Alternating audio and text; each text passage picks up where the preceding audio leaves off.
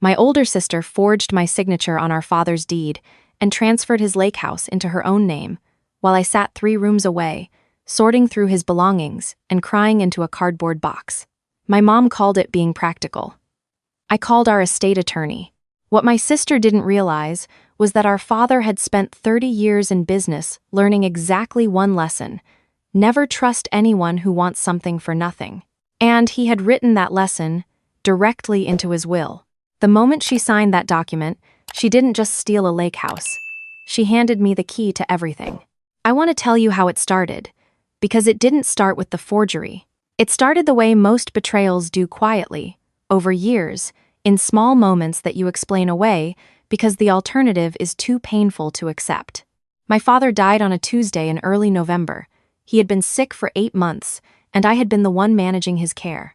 I was the one who drove him to chemotherapy appointments, who learned to coordinate with his insurance company, who slept on a cot in his hospital room during the bad weeks.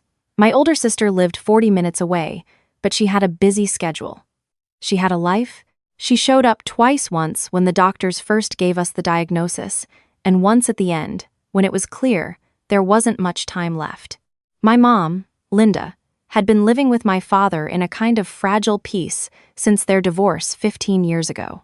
She orbited him in his final months the way she always had, emotionally present but practically useless, leaning on my sister Dana for validation and on me for everything that required actual effort.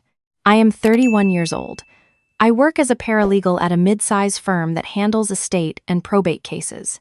I have spent 6 years watching families tear each other apart over wills and property, and I used to think I understood it. I thought I was too smart to become one of those cases. I was wrong, but not in the way I expected. My father's name was Richard, and he was a careful man. He had built a small but stable real estate portfolio over his lifetime, a few rental properties, a savings account, and the lake house in Wisconsin that he had owned since before I was born. The lake house was the crown jewel. It sat on 2 acres of pine trees and shoreline, and it was worth somewhere between $200,000 and $220,000, depending on the market. He loved that place more than almost anything. He had proposed to my mother there. He had taught me to fish there. He had scattered my grandmother's ashes from the dock. When he got sick, he told me he wanted it to go somewhere it would be cared for. 3 weeks before he died, he updated his will. He called me into his bedroom and told me he was naming me executor of his estate. He said he was leaving the rental properties and their income to be split equally between my sister and me, and that the lake house itself would be held in the estate for 1 year before being sold, with the proceeds distributed equally. He told me he trusted me to handle it correctly. He also told me to read Section 6 very carefully. I didn't know what he meant by that yet. I filed it away. 2 days later, he was gone, and I didn't have the capacity to think about anything except the grief that settled over me like wet concrete. Dana, my older sister, reacted to our father's death the way she reacted to most things that were inconvenient to her, with a burst of intense, performative emotion, followed by a pivot to logistics. Within a week of the funeral, she was asking about the lake house, not the rental income, not the estate timeline, the lake house specifically. "We should just sell it now," she told me over the phone, her voice carrying that particular blend of breezy certainty and mild impatience that I had heard my entire life. "The market is good. Waiting a year is stupid. We can split the money and move on." I told her what the will said. 1 year, then a formal sale through the estate. I explained probate. I explained my role as executor. She listened with about 40% of her attention, then said that seemed overly complicated and that I was probably misreading it, and that she would talk to Mom about it. Talking to Mom about it was Dana's version of escalation. My mother Linda had never been a strategist, but she was an excellent audience. She validated everything Dana felt and amplified it back. Within the week, I started getting texts from my mom about how long a year was, how sad it was going to be for the family to carry this grief that long, and how Dana had a financial advisor who thought the timing was critical and that waiting would cost us both money. I was too exhausted to fight. I was going through my father's files, his accounts, his insurance policies, his property records. I was doing the actual work of executing his estate. I told them both that I understood their feelings and that I was bound by the legal document. That was the end of the conversation, I thought. It was not the end. 6 weeks after my father died, I had a Thursday evening that felt almost normal. I ordered dinner. I watched something forgettable on television. I went to bed before 10. My phone buzzed sometime around midnight with an email notification, but I silenced it without looking and fell back asleep. In the morning, the email was from an automated property records alert I had set up the week after becoming executor. One of the standard tools I use at work. Any recorded document touching a property address in the estate triggers a notification. I had set it up out of professional habit. I had not seriously expected to use it. The subject line was, "New document recorded Lake Property, Door County, Y." I sat up in bed and opened it. A quitclaim deed had been recorded 2 days prior. The grantor line read my name, Claire Marie Henderson. The grantee line read my sister's name, Dana Lynn Collier. The deed purported to transfer my father's lake house out of the estate and into my sister's personal ownership. It had been signed, notarized, and filed with the county recorder's office. I had not signed it. I sat very still for about 30 seconds. Then I got up, made coffee, and called my firm's senior partner, who had handled my father's estate documents and who had also been our family attorney for 11 years. His name was Mr. Caldwell. He picked up on the second ring. He was not someone who panicked easily, but I could hear the temperature in his voice change when I finished explaining. "Claire," he said, "I need you to email me that notification right now. Do not contact your sister. Do not contact your mother. Do nothing until you hear back from me." I spent that morning at my kitchen table. I pulled up every document I had on the estate.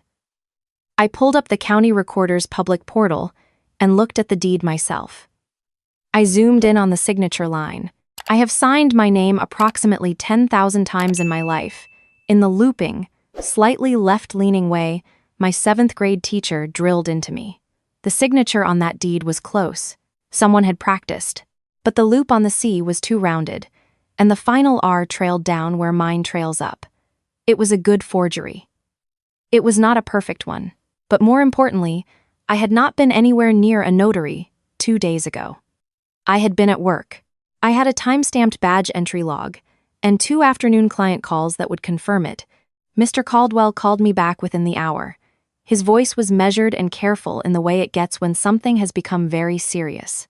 "She used a mobile notary service," he said. "Apparently your sister represented herself as you, presented identification. I'm still working on how she managed that part and executed the deed. The notary appears to have been negligent at minimum, possibly complicit. But that's a separate matter." "What happens now?" I asked. He paused. Then he said, "Claire, before we discuss next steps, I need you to find Section 6 of your father's will." I had the document on my laptop. I had been working with it for 6 weeks, but had not needed to reference the later sections, which dealt with contingencies and dispute resolution. I scrolled to Section 6 and read it for the first time. My father, who had been cheated by a business partner in his 40s and had never forgotten it, had insisted on a fraud clause. In plain language it said, "If any named beneficiary of the estate attempted to acquire estate property through deception, forgery, fraudulent transfer, or any means other than the lawful distribution outlined in this document, that beneficiary would immediately and completely forfeit their entire share of the estate, including their portion of the rental property income and any distributions pending at the time of the breach." I read it twice. Then I remembered him saying, "Read Section 6 very carefully." He knew. He had known someone might try. He had built the trap long before he got sick, probably, and the illness had simply given him the urgency to make sure it was in place. He had watched my sister for decades. He had seen what I had seen.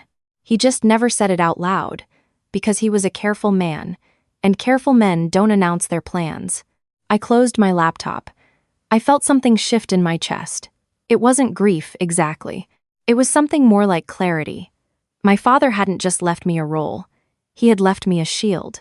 I told Mr. Caldwell to proceed with whatever he needed to do. He told me he would be filing an emergency motion to void the fraudulent deed, reporting the matter to the county recorder, and scheduling a formal meeting with all parties to notify my sister and mother of the breach and its consequences. I want you to understand what that means before we meet, he said. Under Section 6, Dana forfeits everything: her share of the rental income, her distribution from the final sale, all of it. It would go back into the estate and be redistributed to the remaining beneficiaries, which in this case means you alone. I sat with that. I didn't feel triumphant. I felt tired.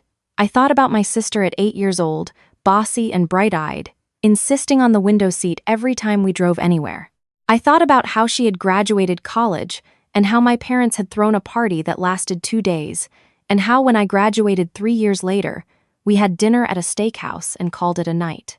I thought about the time she borrowed money from me right after I got my first paralegal job, $2,000 for a security deposit on her apartment, and how she had never paid it back, and my mother had told me to let it go because Dana was finding her footing. Dana had spent 35 years finding her footing. She had a husband, a mortgage, a daughter in elementary school. She had found her footing just fine. What she had never found was the ability to accept that some things simply were not hers. I spent the next 4 days preparing. I was not building a case. Mr. Caldwell was handling the legal architecture. I was building a record. I was an archivist of my own life, and I had always known, somewhere in the back of my mind, that this day would come in some form. I had kept every text message from my mother asking about the lake house. I had saved the voicemail from Dana 2 weeks after the funeral, where she said, in her most reasonable voice, that she had spoken to a real estate agent, and the house could close in 30 days if I would just cooperate. I had emails going back 3 years, where she had asked my father directly for money against his estate, and he had declined. I printed all of it. I organized it into a single folder, tabbed and chronological. On the front cover, I wrote one line, Pattern of Conduct DLC. The night before the meeting, my sister called me. She had not been in touch since the deed had been filed. I assumed she was waiting for me to discover it and come to her furious, giving her the chance to smooth things over on her terms. When I didn't call, she called me. Hey, she said, in her breezy voice. I wanted to check in. How are you doing with everything? I'm fine, I said. I'll see you Thursday. She paused. Right, Thursday. Listen, about the attorney meeting, I know this whole executor thing has been a lot for you, and I just want you to know that whatever comes up, we can figure it out together. As sisters, I said, I'll see you Thursday, and I ended the call. The morning of the meeting, I dressed the way I dress for depositions. Dark blazer, tailored pants, simple jewelry. My hair pulled back. I had learned from years of sitting in on difficult legal conversations that appearance communicates before words do. I wanted to walk into that room looking exactly like what I was, someone who understood every document in front of her. Mr. Caldwell's conference room was on the 12th floor, with a view of the river. When I arrived, his assistant told me that my sister and mother were already inside. I took a breath. I picked up my folder. I walked in. My mother, Linda, was sitting with both hands wrapped around a paper cup of coffee, her face arranged in the expression she wore when she was frightened, but trying to appear casual. She had dressed up a blazer over a floral blouse. Reading glasses perched on her head. Dana was beside her, and Dana looked confident. She was smiling faintly when I walked in, the kind of smile that says, I've already decided how this ends. That smile held until she saw the folder. Mr. Caldwell gestured for me to sit at his right hand. I set the folder on the table. I didn't open it yet. Thank you all for coming, Mr. Caldwell said, in the voice he reserved for situations that were past pleasantries. We are here today regarding a serious legal matter concerning the estate of Richard James Henderson. On November 19th, a quitclaim deed was recorded with the Door County Recorder's Office. The deed purported to transfer the lake property, a primary estate asset from the estate, into the sole ownership of Dana Lynn Collier. He paused and looked at my sister directly. Dana, he said, did you execute this deed? The smile had faded. She glanced at my mother once, very quickly, then looked back at Mr. Caldwell. I handled some paperwork. Yes, she said. I was trying to simplify things for everyone. The house has been sitting empty. The deed, Mr. Caldwell said, bore the signature of Claire Henderson as grantor. Did Claire authorize this transfer? A beat of silence. We talked about it, Dana said. I opened my folder to the first tab and set it on the table, turning it to face her. It was a printed transcript of our last 3 phone conversations about the lake house, annotated with dates and times. We talked about it, I agreed. In every conversation, I said no. Dana's jaw tightened. Mom reached over and put a hand on her arm. This is a family matter, my mother said, addressing Mr. Caldwell as though she were introducing a reasonable perspective into a mildly heated dinner table debate. Claire is very emotional right now. She's grieving. The girls can work this out privately, and if we all just take a step back. Linda, Mr. Caldwell said, and his tone was not unkind, but it was absolute. This is not a family matter. This is a felony. What was recorded with the county constitutes deed fraud. The notarization is also currently under investigation. We are not here to discuss whether it can be worked out. We are here to explain consequences. The word felony landed in the room like something dropped from a height. My mother's hand tightened on Dana's arm. Dana had gone still. What consequences? She said carefully. Mr. Caldwell picked up his copy of the will, opened it to a page he had marked, and read Section 6 aloud. He read it slowly, every word. The clause was precise and unambiguous, the way my father had insisted all his documents be. When he finished, Dana was staring at the table.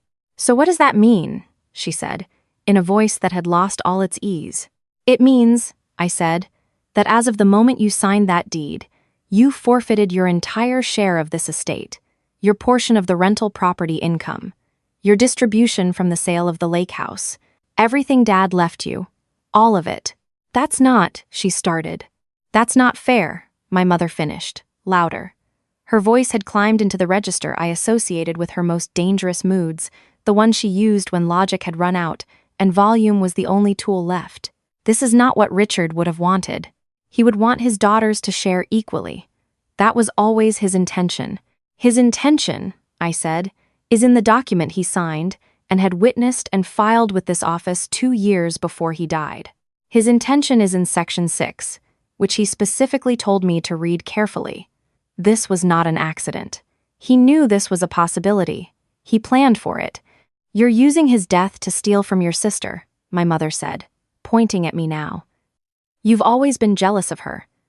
You were the executor because you maneuvered yourself into that position. You wanted control of everything. I had expected this.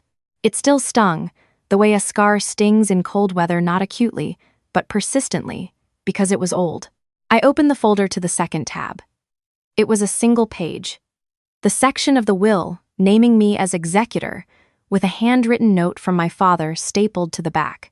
He had written it 2 weeks before he died, in the cramped and effortful handwriting of someone for whom writing had become physically difficult. It said, I am naming Claire as executor because she is the only one who will do it right, not because I love her more, because I trust her to follow through. Please don't make this harder for her than it already will be. I turned the page around and pushed it across the table to my mother. She looked down at it. The color left her face in stages. Dana, Mr. Caldwell said, returning to business. The fraudulent deed has been voided as of this morning. The property remains in the estate. The county recorder has been notified. As for the estate itself, under the terms of Section 6, your beneficiary status is now null. The rental income that would have been your share, the lake house proceeds, all of it, reverts to the estate and, as the sole remaining beneficiary, to Claire. Dana didn't say anything for a long moment. Then she turned to look at my mother. Her expression was something I had never seen on her face before. It wasn't anger. It wasn't grief. It was the face of someone doing a very fast calculation and arriving at a very uncomfortable answer. You told me it would work, she said quietly. My mother blinked. Dana, honey, you said she wouldn't find out until it was already done. You said once it was recorded, there was nothing she could do. You said we should just handle it before she got too deep into the probate process. You said it. My mother's mouth opened and closed. That's not I was trying to help you. I just thought. You thought, Dana said, her voice rising slowly. You thought you knew better. You always think you know better and you never know anything. This is your idea. You found the mobile notary. You coached me on what to say. You said it was just paperwork. Linda, Mr. Caldwell said firmly, if what Dana is describing is accurate, your own exposure here is significant. That silenced her. My mother sat back in her chair as though the air had gone out of her. I looked at my sister. For a strange, suspended second, I felt something almost like sympathy. Dana had been handed a blueprint for this by our mother, the same way she had been handed everything fully assembled, requiring no effort, with all the risks edited out. She had no idea what she was actually touching. She had no idea our father had seen exactly this coming. She had spent her whole life believing that rules were suggestions and that there was always someone to clean up the mess afterward. She had been right about that until right now. What happens to my share? Dana said finally. Her voice was flat. As I said, Mr. Caldwell replied, under Section 6, it reverts to the estate. As the sole remaining beneficiary, Claire receives the full distribution. I want to be clear about something, I said. I didn't come here to take Dana's inheritance. Dad's will had one job, to make sure the people who honored him got what he intended, and the people who didn't. I didn't design Section 6. He did. I'm just the person who followed through. You could have looked the other way, Dana said. She wasn't shouting. She was looking at me with something raw and unguarded that I rarely saw from her. You could have let it go. You could have just let me have it. And that was the truest thing she had said in the entire conversation. She was right. I could have. There had been a version of this where I discovered the deed, called my sister furious and heartbroken, and eventually agreed to some arrangement to keep the peace. There had always been a version of every confrontation in our family where I absorbed the damage and moved on, because moving on was easier than the alternative. I had done it for 31 years. I had covered her overdrafts and explained away her absences, and made excuses to our father for why she was never quite there when he needed her. I'm not looking the other way anymore, I said. I picked up my folder. I looked at Mr. Caldwell. I believe we're finished here. He nodded. I think that covers it for today. I stood up. My mother was staring at the page with my father's handwriting, still on the table in front of her. Dana was looking at nothing. I walked out. The siege that followed was intense and brief. My mother called 14 times in the first 24 hours. Her messages were a familiar catalog. First, the bargaining Dana will sign whatever Mr. Caldwell needs. We can fix this. The deed can be voided. Surely the clause has an exception for good faith mistakes. Then the guilt your father would be heartbroken to see what you've done to this family. I hope you're happy. This isn't what any of us wanted. Then the anger, you have always been cold. You have always held yourself above your sister. This is cruelty dressed up in legal language. I will not forget this. I saved every message in a folder I labeled November. Then I stopped listening to them. Dana did not call, not for 4 days. Then she sent a text, 4 words. Is there any way? I read it twice. I thought about my father on his bad days, when the medication made his hands shake and he still insisted on reviewing his own documents. I thought about the 200 miles I had driven over 8 months to sit in hospital waiting rooms. I thought about my sisters twice. I thought about the forged C with its 2-round loop. I wrote back, no, I'm sorry. That was the last message between us for a long time. The weeks that followed were quiet in a way I had never experienced before. My apartment felt larger. My phone rang less. I went to work and I came home and I made dinner, and I did not spend a single evening negotiating someone else's emotions or absorbing someone else's crisis. The silence was enormous, and I was surprised, every day, by how little I wanted to fill it. Mr. Caldwell handled the remaining estate administration. The rental properties generated their income. The lake house went through the formal sale process 5 months later, in the spring, because the market was better in the spring, and my father had known that too. The closing was on a Wednesday afternoon. I was at work when it happened. Mr. Caldwell sent me a single email, transfer complete. Congratulations, Claire. Richard would be proud. I sat at my desk for a moment. Then I went back to the deposition transcript I had been reviewing. There was work to do. The last piece arrived 2 months after that.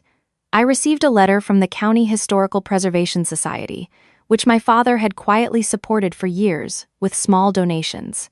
They were naming a newly restored boathouse at the county nature preserve in his honor. They had received an anonymous endowment. I suspected one of his former business associates, and they had chosen his name because they said he was a man who understood the value of keeping things intact. I drove up on a Saturday to see the plaque. It was a clear day, the kind where the lake looked like hammered glass and the trees smelled like pine resin and cold water. The boathouse was small and weathered and newly reshingled. The plaque was simple brass, bolted to the door. I stood there for a while. A woman from the Preservation Society found me and asked if I was related to him. I said yes. She said that he had told their director, years ago, that the most important thing a person could do was make sure the right things lasted. She said they had always admired that philosophy. I thanked her and drove home. Dana and my mother moved through the months in their own separate directions. I heard some of it through my aunt, who kept in gentle contact with both sides. My mother had spent so many years defining herself through Dana's potential, the daughter who was going to do something impressive, land somewhere spectacular, make the whole family reflect in that glow, and without the inheritance as the vehicle for that fantasy, the story collapsed. She rattled around in it for a while. She started going to church more. My aunt said she seemed quieter. Dana was a different story. Stripped of the windfall she had built her plans around, she had to reconfigure her actual life. Her husband had not known about the deed. That was its own reckoning, and I was not privy to how it went. What I heard was that she had gone back to work full-time after several years of part-time hours, and that she had enrolled in some kind of financial planning course. I didn't know what to make of that. I hoped it was real. I hoped she was finding, slowly and uncomfortably, what it felt like to rely on herself. She sent me a letter in December, handwritten, 3 pages. I read the first 2. She said she knew what she had done. She said she knew our mother had pushed her, but that she had made the choice herself, and she was not going to pretend otherwise. She said she had spent a long time thinking about what our father had actually been trying to tell her, and that she thought she might finally be starting to understand. She didn't ask for anything. She didn't suggest I undo anything, or that we could come to some other arrangement. She just said she was sorry. And then she said she hoped, someday, when enough time had passed, that I might be open to a conversation. I folded the letter and put it in the November folder. Not to preserve it as evidence, just to preserve it. I am not a vindictive person. I want to say that plainly, because this story can read like a revenge story, and it isn't. My father didn't design Section 6 so that I would win. He designed it so that people who chose shortcuts would face the cost of that choice, and so that the person who showed up, every single time, when it was hard and unglamorous and exhausting, would not be punished for it. He couldn't be there to protect me anymore. So he built something that could. I think about him most on Saturdays. I make coffee and I sit at the window, and I think about how careful he was, how patient, how much he watched and said nothing, and planned quietly. I think about him asking me to read Section 6, and the small, private satisfaction he must have taken in knowing it was there, waiting, like a lock on a door he hoped would never need to be opened. I think about what it cost him to trust me with all of it. And I think about how the best thing I ever did was decide I was worth trusting.